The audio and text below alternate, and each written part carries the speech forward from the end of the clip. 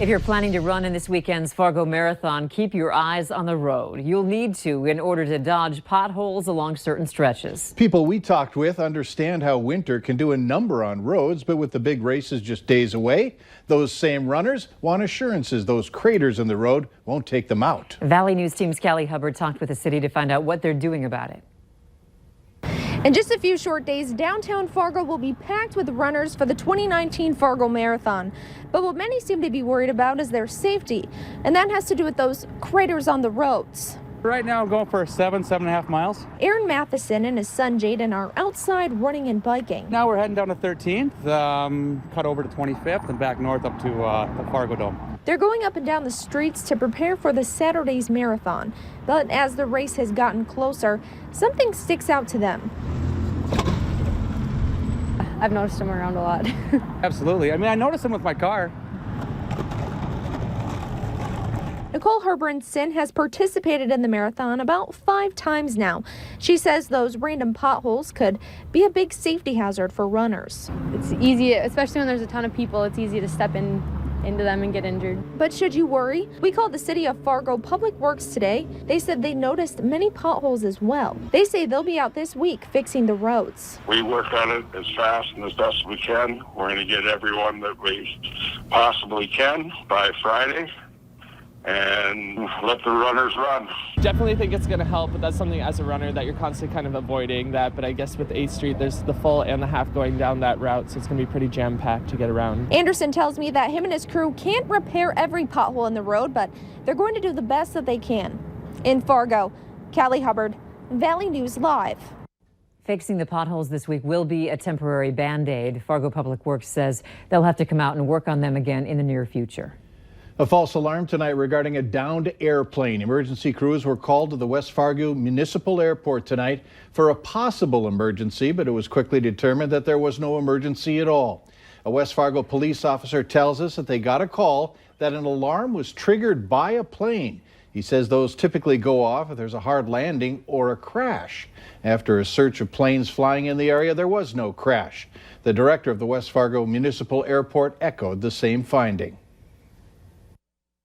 We are not at the point of flexibility anymore. We are at the point that we need to have our board step up and do the right thing. Emotions were running high as Fargo teachers continue to negotiate for a new contract. The hot topics are very familiar for those on both sides of the bargaining table, with teacher safety and salary right at the top. Tonight, several counter proposals on these and other issues were offered. However, negotiations remain at a standstill. The majority of tonight's discussion surrounded teacher safety, as the FEA is looking for this to become part of teacher contracts for more consistency and assured accountability from the district. However, the board said no to having this placed into their contracts, just as they have in the past. We want to ensure that our voice is being heard. And by you saying no, you are saying you don't want our voice being heard. Even though you may not say it verbally right now, but by saying no to this proposal or language into our contract, you're saying no to teacher voice. The FEA is not taking no for an answer. They are demanding that the board come back with a counter proposal if they're not willing to accept theirs. An alert for you tonight regarding a message you'll likely get next week. North Dakota authorities will conduct the annual test of the Amber Alert system from 2 to 4 p.m. on Thursday. That's May 23rd. All of the Amber Alert components will be tested except the wireless emergency alerts that are sent to mobile devices. For more information, you can visit our website, valleynewslive.com, and click on this story. Police want you to know about a high-risk sex offender who recently moved. Authorities say 31-year-old Jesse James Severson has moved to the 700 block of 8th Street South in Moorhead. He was convicted in 2007 for possession of child porn and released in 2011. Police in Bemidji are asking for your help identifying a person of interest in regard to an ongoing investigation. If you know who that individual is, call or text Officer Burford at the number on your screen, 218-368-9352, and be sure to reference photo number 391. Red Lake authorities are also trying to identify a man. This man was at the Wilton Bar in the early morning hours of January 6th and later picked up at Pete's Place West gas station. The person was a passenger in what appears to be a two-tone Mercury Mountaineer with trim missing on the driver's side. Now, authorities say this man is a witness in an ongoing investigation. If you've seen the man or the vehicle, you can call one of two phone numbers, 218-679-3313 or 312-965-7159. A local thrift store is asking for your help finding the person they say stole something last Friday. The owner of Jazzy and Mumbo's Animal Aid thrift store in Dilworth says this person you see here took a diamond cluster off a new and very nice dress that was just donated. If you know who this person is, you're asked to reach out to the store owner. Deputies are investigating after a person was found dead in a burned car in Wadena County over the weekend. A call came into the sheriff's office about the burning car in Shell River Township. They found the car resting on its roof just south of the Hubbard County line. Now, the person inside the car has not yet been identified. Construction on 52nd Avenue South in Fargo continues to cause headaches for businesses. One shop owner made signs to direct people on how to get to the store. But she says last week her signs disappeared and the city keeps pointing the finger at everyone else. When I called, I kept getting transferred. And basically what I was told was that the signs are not allowed and that when they come and they do yard work, they collect them and they throw them in the garbage. We reached out to 6 different agencies who do lawn work in the area, and they all say they didn't do any mowing last week. The city of Fargo tells us they are going to put signs up to direct people to businesses in the area. However, they can't fit all the business names on the sign, but they will put up a sign directing people to commerce on 52nd Avenue. Make sure you have your seatbelt on. Grand Forks Police are going to be stepping up enforcement from May 20th through June 2nd. It's part of the nationwide 2019 Click It or Ticket Enforcement Campaign. This campaign, of course, is in partnership with the National Highway Transportation Safety Administration and law enforcement agencies around the country. Officers will be out in full force looking for seatbelt and child restraint violations, as well as spreading the message that seatbelt usage can save lives. Tom Vokes' would-be record-breaking walleye was disqualified, and now he says North Dakota's Game and Fish Department needs to change how it reviews catches. Vokes says Game and Fish was wrong to take the record away. He says there's no way the fish was foul hooked or hooked in the back, making it ineligible to be a state record. When you hook a fish in the mouth, you'll feel the tongue. You'll feel the fish actually pick up the jig, and it'll be like a quick jerking motion. And that's exactly what this fish did. It bit just like every other fish. It may not be recognized as a record, but Vokes says the fish will be mounted and on display on the wall in his home.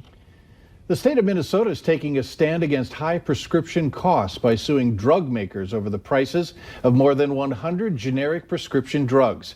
Attorney General Keith Ellison announced today that Minnesota is joining 42 other states in the lawsuit.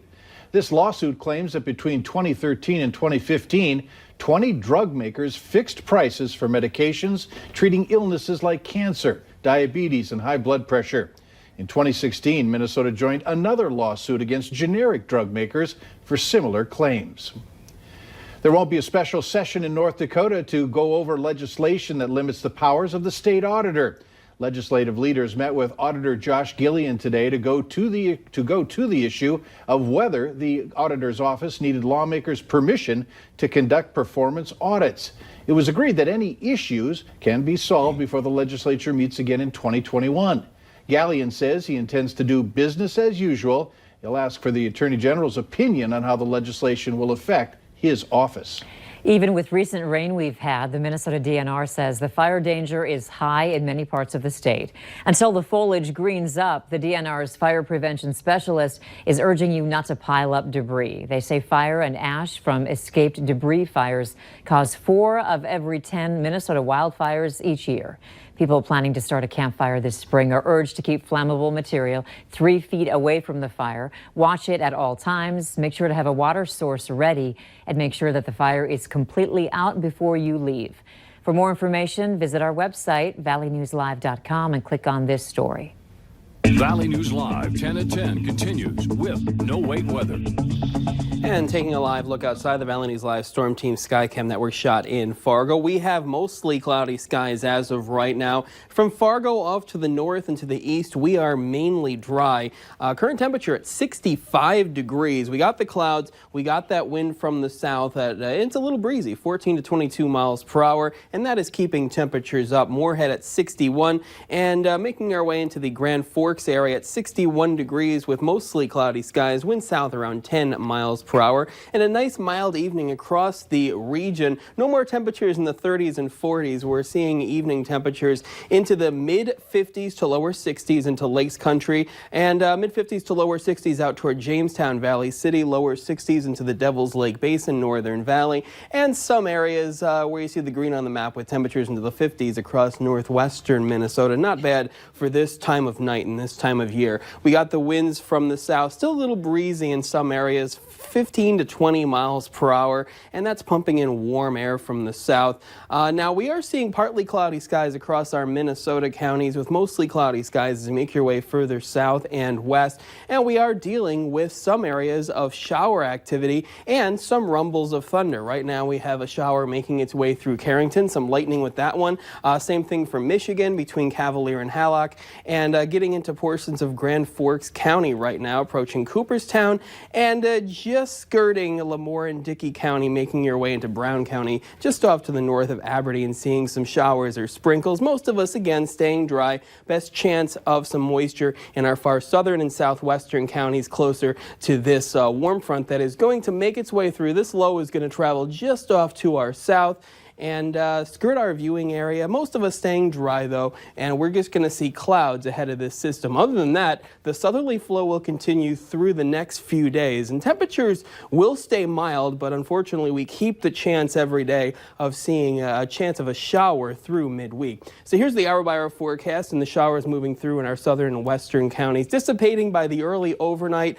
Low temperatures tonight into the lower 50s, so mild start, and we're going to make our way into the lower 70s in most places for your Tuesday. Partly cloudy to mostly sunny skies. Still can't rule out a passing shower with a high of 74 in Fargo, with the winds flipping around in more of a northerly direction. It could be a little breezy for the day tomorrow, but with the sunshine, it'll feel pretty nice. Temperatures ranging from the mid 60s in our far eastern counties, most of us into the lower 70s for the day tomorrow. And then for Wednesday, we do have a better chance of seeing some showers anytime throughout the day. Otherwise, partly to mostly cloudy skies. Again, not a washout. Most of us do stay dry, with temperatures ranging from the mid-60s to lower 70s, and we keep the wind, breezy southerly wind through the day on Wednesday. Here's a photo of the day. It's called Pelicans in Rosholt, South Dakota. Thank you, Diane, for this one. Use it in the background of the 7-day forecast. And for the next couple of days, we have that chance of some showers. Otherwise, partly cloudy skies.